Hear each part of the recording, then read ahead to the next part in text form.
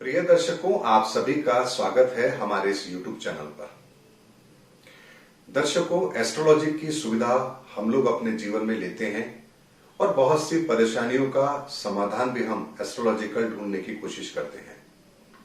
लेकिन उसी के अंदर एक और चीज है जो हम सबको परेशान करती है और वो है हमारे स्वास्थ्य को लेकर के।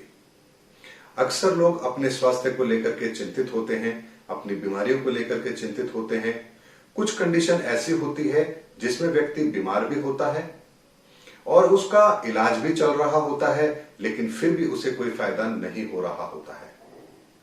ऐसा क्यों होता है?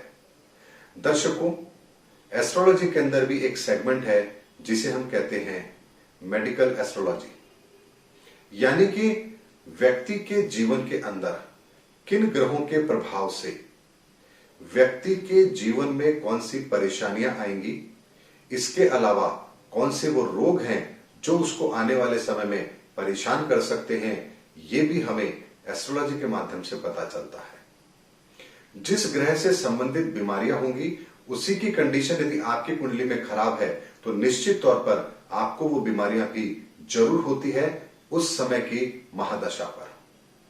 लेकिन यदि हम इलाज करा रहे हैं और फिर भी यदि हमें उसका कोई बेनिफिट नहीं मिल रहा है तो यहां पर यह बात समझ जाइए कि निश्चित तौर पर यह परेशानी आपकी सामान्य परेशानी नहीं है, ये किसी ग्रह से संबंधित है और जब तक आप उस ग्रह के समाधान नहीं करेंगे आपको मेडिकली भी यहां पर कोई बड़ा फायदा नहीं होता है। बहुत से लोग होते हैं जिन्हें स्किन प्रॉब्लम होती है, खूब इलाज कराते हैं लेकिन स्किन प्रॉब्लम दूर नहीं होती है। ऐसे में यदि आपका बुध खराब है और छठे, आठवें या 12वें में बैठा है और मारक अवस्था में होगा तभी आपको चर्म रोग होगा, यानी स्किन डिसीज होगी। बहुत से लोग होते हैं जिन्हें विटिलिगो की प्रॉब्लम होती है, सफेद दाग जिसे आप कहते हैं, चेहरे पर, गर्दन पर या हथेलियों पर बहुत ऐसी जगह है जहां पर छोटे छोटे दाग होते हैं और धीरे धीरे बढ़ते चले जाते हैं। जब तक आपकी कुंडली में सूर्य मारक अवस्था में नहीं होगा आपको ये रोग नहीं हो सकता। यानी जिन्हें भी विटिलिगो की प्रॉब्लम है उनका सूर्य बहुत ही खराब अवस्था में उनकी कुंडली में होगा, तभी उनको इस तरह के रोग होने की संभावना बनती है। और कहीं ना कहीं सूर्य का संबंध छठे, आठवें या 12वें भाव से भी जरूर बनता है, तभी इस तरह के रोग होते हैं। और खास तौर पे सूर्य की महादशा में ये परेशानी अवश्य उन्हें देखने को मिलती है। सूर्य मारक है लेकिन ज्यादा अधिक अवस्था में नहीं है, प्रभावी अवस्था में नहीं है, तो आपको सनबर्न होगा, धूप में निकलने पर एलर्जी होगी, और बहुत ज्यादा मारक होगा तो आपको विटिलिगो जैसी प्रॉब्लम होगी। मंगल यदि मारक होगा, वाहन से दुर्घटना, शारीरिक पीड़ा, हाथ पांव में मोच का आ जाना, शरीर के अंदर एनर्जी का कम होना, मस्कुलर इंजरी, ये सब मंगल के नेगेटिव होने पर होती है। शनि के नेगेटिव होने पर हाथ पांव में दर्द, नसों में दर्द, घुटनों में दर्द, पांव में दर्द, वाहन से चोट लगना, लोहे से चोट लगना, नर्वस सिस्टम का खराब होना, ये सभी शनि से होते हैं। शुक्र यदि खराब होगा तो आपको यूरिन से संबंधित इंफेक्शन होगा, किडनी उससे संबंधित यहां पर आपको कोई ना कोई प्रॉब्लम होगी, सेक्सुअल प्रॉब्लम आपको यहां पर कोई ना कोई शुक्र की वजह से होगी। ये सभी कारण शुक्र की वजह से बनते हैं। महिलाओं को पीसीओडी की प्रॉब्लम, मेंसेस टाइम पर नहीं आना, ये सब शुक्र के कारण से होता है। गायनिक प्रॉब्लम होना, ये सब शुक्र के कारण से होता है। यदि शुक्र मारक अवस्था में है तो आपको इनमें से कोई ना कोई प्रॉब्लम यहां पर जरूर होगी। चंद्रमा यदि आपका खराब है, डिप्रेशन आपको रहेगा, मन बेचैन रहेगा, मन में घबराहट रहेगी, मन उदास रहेगा, ये प्रॉब्लम आपको जरूर होगी। बृहस्पति यदि खराब है तो श्वसन क्रिया से संबंधित यानी सांस की तकलीफ, फेफड़ों की तकलीफ, ये आपको यहां पर जरूर होगी। सर्दी जुकाम ये आपको अक्सर लगेंगे। दर्शकों, हर ग्रह से संबंधित यहां कुछ ना कुछ बीमारियां अवश्य होती हैं और जब इन ग्रहों की परिस्थितियां खराब होती है हमारी कुंडली के अंदर तभी हमें ये रोग भी लगते हैं। सामान्यतः ये रोग दवा लेने से ठीक हो जाते हैं, लेकिन कई बार जब दवा लेने के बाद भी ये रोग ठीक नहीं होते हैं तब हमें ये सोचने पर मजबूर होना पड़ता है कि आखिर मुझे प्रॉब्लम हो क्यों रही है।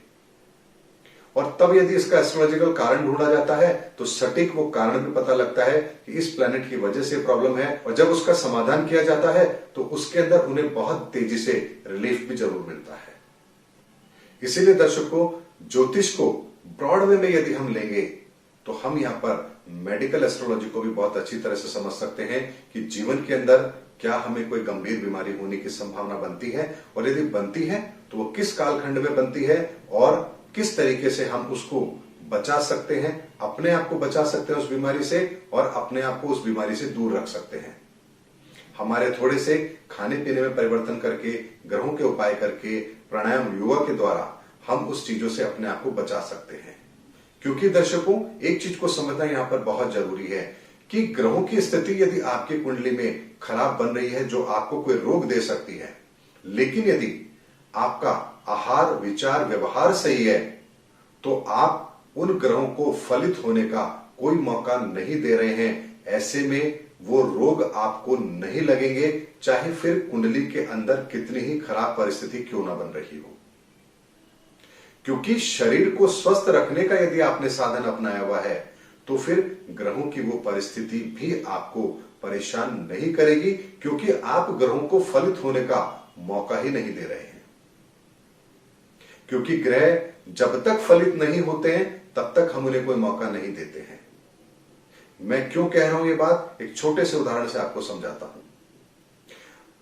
महाभारत के अंदर एक दृष्टांत आता है जिसके अंदर द्रौपदी का जब चीरहरण हुआ, तब वो भगवान कृष्ण से शिकायत करती हुई कहती है, प्रभु आपके होते हुए मुझे अपमान सहना पड़ा, ऐसा मेरे जीवन में क्यों हुआ। तब भगवान श्री कृष्ण द्रौपदी को कहते हैं कि 7 जन्म पूर्व तुम एक राजा थी और तुमने तालाब किनारे कुछ महिलाएं जो स्नान कर रही थी, तुमने उनके वस्त्र चुरा लिए थे और मजबूरी में उन्हें निवस्त्र ही अपने घर जाना पड़ा था, जिसकी वजह से उनका मान भंग हुआ था और उन्हें बहुत ही शर्मिंदगी महसूस करनी पड़ी थी। उसी कर्म का फल है कि तुम्हें आज ये भुगतना पड़ा। तो वहां पर द्रौपदी कहती है कि जब 7 जन्म पहले मैंने एक कर्म किया था, तो फिर मुझे इतने जन्मों के अंदर इसका परिणाम क्यों नहीं मिला। तब भगवान श्री कृष्ण कहते हैं कि द्रौपदी, तुमने अपने पिछले जन्मों के अंदर ऐसा कोई कर्म नहीं किया जिससे ये योग फलित होते, लेकिन इस जन्म में तुमने वो कर्म किया जिससे योग फलित हुआ।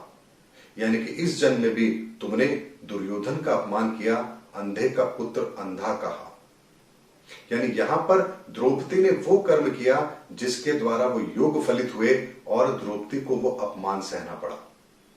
दर्शकों, ये बात हमारे शास्त्र ग्रंथों में लिखी हुई है कि जब तक हम कोई कर्म ऐसा ना करें जिससे हमारे योग फलित ना हो, तब तक हमें उन नेगेटिव ग्रहों का असर भी नहीं मिलता है। यानी कि ये हमारे हाथ में है कि हम नकारात्मक प्रभाव को अपने जीवन में कितना कम कर सकते हैं। इसीलिए बहुत अच्छा समय होने पर भी व्यक्ति परेशान रहता है कई बार, और खराब समय होने पर भी व्यक्ति आराम से उस समय को व्यतीत कर लेता है। इसीलिए कर्म और ज्योतिष को एक दूसरे का पूरक माना गया है, लेकिन साथ में ये दोनों एक दूसरे से बहुत जुड़े हुए भी हैं। कर्म कैसा होना चाहिए ये ज्योतिष बताती है, और कर्म के आधार पर ही हम अपने ग्रहों की परिस्थिति को बदलने की ताकत भी रखते हैं।